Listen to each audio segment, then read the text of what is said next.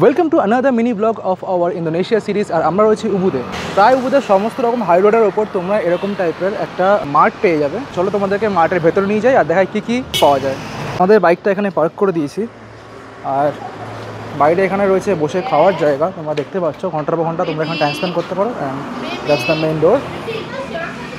ভেতরে আসলে এখানে পরপর সমস্ত রকম ফুডস রয়েছে, এমনটা কি দেখছো, chips, snacks, even the international travel adapter, সব রকম কোল্ড ড্রিঙ্কস, সার্ফ, শ্যাম্পু, সাবান।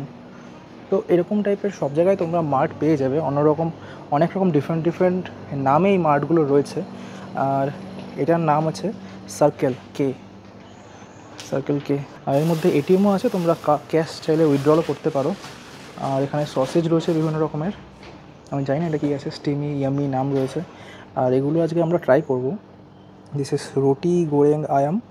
এগুলো তোমরা অর্ডার করলে মাইক্রোওভেনে গরম করে দিয়ে দেবে।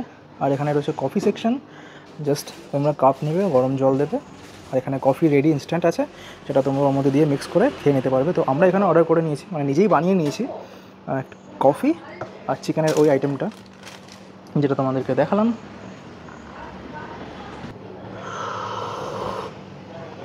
And the coffee is really very tasty.